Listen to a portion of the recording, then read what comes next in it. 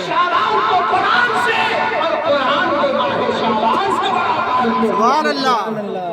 लेकिन अफसोस पहले गांव के बच्चे आपस में कंपटीशन करते थे कि शबे बरात के आने से पहले मुझे एक बार नहीं, दो बार नहीं, कई मरतबा कुरान की तिलावत को मुकम्मल करना है।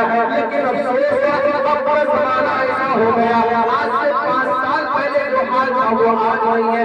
बाप को फिक्र नहीं कि शबे बरात का चांद निकल आया है, बच्चों को खबर नहीं कि माह शाबान का चांद निकल आया है, कुरान की तिलावत जारी करनी चाहिए कि नहीं। جی مسلمانوں ہم پر جو بچوں کا حق ہے، بچوں کا حق جو ہمارے اوپر ہے، بیوی کا حق شوہر پر ہے، شوہر کا حق بیوی پر ہے، بیوی کا حق شوہر پر ہے، ماں کا حق باپ کا حق بچے پر ہے، اور بچے کا حق ماں باپ پر ہے۔ اسی طرح سے قرآن کا حق بھی مسلمانوں کے اوپر ہے۔ سبحان اللہ. ہم جب مسلمان ہیں تو قرآن کے حق کو کب ادا کریں گے؟ سنو، قرآن کا پہلا حق یہ ہے کہ قرآن کو دل سے اللہ کا کتاب مان لو۔ سبحان اللہ. پہلا حق کیا ہے؟ قرآن کو دل سے اللہ کا کتاب مانو اور اس کی تعظیم اور اس کتاب کا ادب کرو۔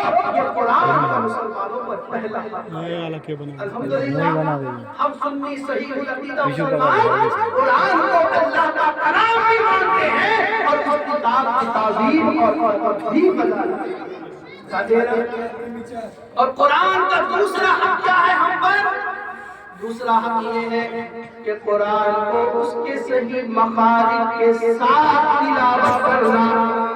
جب آپ نے مان لیا کہ قرآن اللہ کا کلام ہے اور اس کا ادب بھی کرتے ہیں، ہمارے ایمان کا عین حصہ ہے، تو دوسرا حق قرآن کا ہم کو کیا ہے کہ قرآن کو صحیح مخارج کے ساتھ تلاوت کرنا۔ کیا ہے؟ تلاوت کرنا. تلاوت کرنا۔ بتاؤ قرآن کی تلاوت کتنے لوگ کر رہے ہیں اور صحیح مخارج کے ساتھ کتنے لوگ تلاوت کرتے ہیں؟ اور ہمارے یہاں تو قرآن پڑھنے والے ایسے لوگ ہیں پتہ ہی نہیں کہ معروف کیا ہے مجہول کیا ہے، جیم سے زال زو میں کوئی فرق نہیں ہے، جو جیسے چاہتا ہے پڑھ لیتا ہے۔ اگر قرآن کے مخارج میں درست نہیں ہوں گے تو نہ آپ کی نماز درست ہوگی نہ آپ کی تلاوت درست ہوگی۔ جی اللہ کے حبیب نے فرمایا جو قرآن کا ایک حرف پڑھتا ہے اسے 10 نیکیاں ملتی ہیں، 10 نیکی۔ لیکن ہم تو اسے پورے ہیں۔ اللہ تعالی ہم سبوں کو قرآن کو صحیح مخارج کے ساتھ تلاوت کی توفیق عطا فرمائے۔ آمین. تو دوسرا حق کیا ہے؟ اس کو مخارج کے ساتھ پڑھنا۔ اور تیسرا حق کیا ہے کہ اس قرآن کو صحیح سے سمجھنا کہ قرآن میں اللہ نے کیا لکھا ہے، کس چیز کا حکم دیا ہے، کس چیز سے منع کیا ہے، اس کو سمجھنا بھی قرآن کا مسلمانوں کے اوپر حق ہے۔ جی ہم نہیں سمجھتے، ہم سوچتے 5 وقت کی نماز پڑھتے قرآن کا حق ادا ہو گیا، ماہ رمضان آیا روزہ رکھ لیا حق ادا ہو گیا، زکات ادا کر دی حق ادا کر دیا۔ ایسا نہیں ہے پیارے، ایسا ہرگز نہیں ہے پیارے۔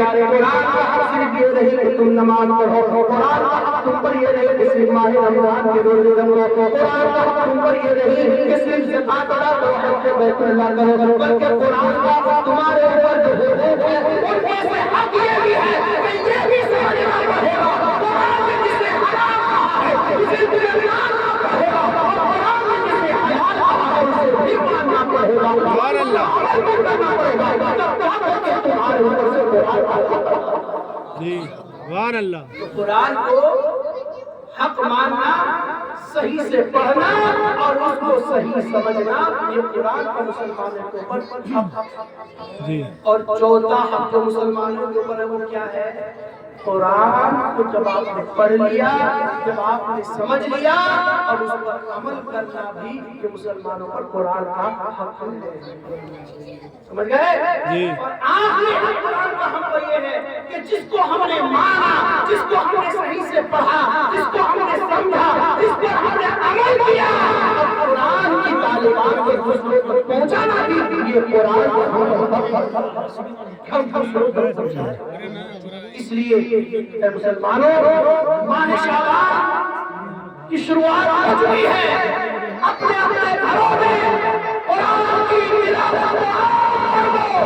قرآن کی اس قدر تلاوت کرو کہ جب بھی آپ کے کوئی بات کوئی گزر ہو تو سمجھ جائے کہ اس گھر سے قرآن کی تلاوت پر صدائی سبحان اللہ. ایک آخری بات کو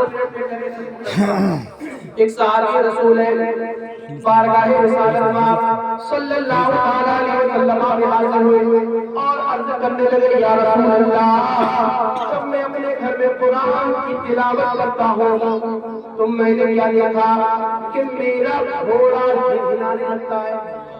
ایک واقعہ یہ ہے کہ گھوڑا مطلب چلانے لگتا ہے اور جب میں قرآن کی تلاوت کو روک دیتا ہوں تو گھوڑا بھی چلانا بند کر دیتا ہے. پھر میں نے اس کو بار بار آزمانے کی کوشش کی یا رسول اللہ جب بھی تلاوت شروع کرتا گھوڑا چلانے لگتا تھا جب بھی تلاوت کو روک دیتا تھا تو گھوڑا چپ ہو جاتا تھا. حضور ذرا بتائیں تو صحیح اس واقعہ کے پیچھے راز کیا ہے؟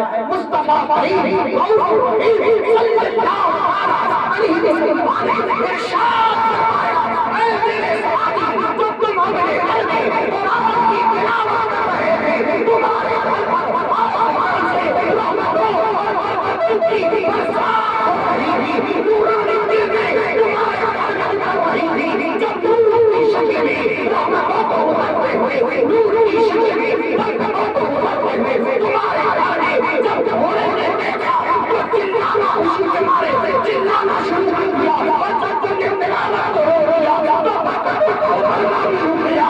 اس سے پتا چلا کہ جس گھر میں اللہ کے کلام کی تلاوت ہوا کرتی ہے اس گھر میں اللہ کی رحمت اور اس کی برکتوں کا نزول ہوا کرتا ہے. سبحان اللہ سبحان اللہ. اس گھر میں قرآن کی تلاوت سے برکتیں اترتی ہیں رحمتیں اترتی ہیں. صرف تعویذ لینے سے کاروبار میں برکت نہیں ہوتی صرف تعویذ لینے سے بخار میں شفا نہیں ہوتی صرف تعویذ لینے سے بیٹا وفادار نہیں ہو جاتا صرف تعویذ لینے سے گھر سے بھوت بھاگ نہیں جاتے بلکہ سب تو یہ ہے کہ جس گھر میں قرآن کی تلاوت ہوگی خدا کی قسم بنائے تمہارے گھر سے وہ دکھتی نظر آئے. سبحان اللہ سبحان اللہ. اس لیے اپنے بچوں کو قرآن کی تلاوت کی ترغیب دو اور خود بھی بیٹھ کر قرآن کی تلاوت سے مالامال ہو جائے. انشاءاللہ میں امید کرتا ہوں کہ کل سے ہی ہر گھر میں قرآن کی تلاوت شروع ہو جائے. ایسا نہیں ہے کہ میرا بچہ ہے تو وہی پڑھے گا بچی ہے تو وہی پڑھے گی اس باپ کو تو کچھ آتا ہی نہیں ہے. ارے اگر نہیں آتا ہے تو حضور نے فرمایا علم دین حاصل کرو باقی گود سے لے کر قبر کی گود پوری زندگی سیکھنے کے لیے ہے. بچہ جس چیز کو ایک ہفتے میں سیکھے گا آپ اس کو ایک گھنٹے میں سیکھو. کتنے حرف ہیں اللہ کو بتائیے؟ 27 حرف ہے. 27 دن میں پہچانو گے ہے نا. زبر ہے زیر ہے پیش ہے تسدید ہے چھوٹی مد ہے بڑی مد ہے 6-7 چیزیں ہیں اس کو 7 دن میں سیکھ جاؤ گے. کتنا ہوا ہے پہلا 7 دن. اس کے بعد کچھ گنہ ہے اقفا ہے اقلاب ہے اس کو کتنے دن میں سیکھ جاؤ گے؟ ایک ہفتے میں. کتنے ہو گئے؟ 1 مہینہ 14 دن. اس کے بعد پھر حرف کو آپس میں ملانا سیکھ جاؤ گے. کتنے دن؟ 15 دن. اور مان لو 2 مہینے میں قرآن کی تلاوت سیکھ جاؤ گے. کوشش کرو گے تب نا کوشش کرو گے تو سب ملے گا کوشش نہیں کرو گے تو کچھ نہیں ملے گا. رب نے فرمایا وَلَقَدْ يَسَّرْنَا الْقُرْآنَ لِلذِّكْرِ فَهَلْ مِن مُدَّكِرٍ. ہم نے قرآن کو آسان کیا ہے کس کے لیے؟ یاد کرنے کے لیے. فَهَلْ مِن مُدَّكِرٍ کیا ہے تم میں سے کوئی یاد کرنے والا؟ اللہ کہہ رہا ہے تم میں یاد کرنے والا تو لبیک اللہم لبیک کہو اور وہاں پر دیا ہم تیرے بندے تیرے کلام کو یاد کرنے کے لیے حاضر ہیں. سبحان اللہ سبحان اللہ. اور سنو جو قرآن کو یاد کرتا ہے اس کا فائدہ کیا ہوتا ہے؟ مولانا اکمل صاحب قرآن کی ایک آیت کا بنا دیکھے یاد ہونا یہ فرض ہے. کیا ہے؟ یہ فرض ہے. ایک آیت کا کم سے کم یاد ہونا فرض ہے اور پورے قرآن کا بنا دیکھے یاد ہونا یہ فرض کفایہ ہے. سورہ فاتحہ اور اس کے ساتھ ایک چھوٹی سورت کا یاد ہونا یہ واجب ہے، سمجھے؟ اور جو قرآن کو یاد کرتا ہے، سنو اللہ کے رسول صلی اللہ علیہ وسلم ارشاد فرماتے ہیں جب قرآن کو یاد کرنے والا جنت میں حاضر ہوگا تو رب فرمائے گا اے حافظ قرآن، قرآن کو یاد کرنے والے پڑھ اور چڑھ، کیا فرمائے گا؟ پڑھ اور چڑھ، یعنی تو قرآن میں پڑھتا چلا جا اور جنت کی سیڑھیوں پر چڑھتا چلا جا۔ سبحان اللہ، جب تک تو قرآن کی تلاوت کرتے ہوئے سیڑھیوں پہ چڑھتا چلا جائے گا، جتنی اونچائی تک پہنچے گا اتنا ہی اونچا جنت میں تیرا مقام ہوگا، اتنا ہی اونچا جنت میں تیرا مقام ہوگا۔ اب بتاؤ جس کو قرآن کی ایک آیت یاد ہوگی تو ایک سیڑھی میں پہنچنے کے بعد اس کی تلاوت رک جائے گی تو اس کا مقام نہیں ہوگا۔ جس کو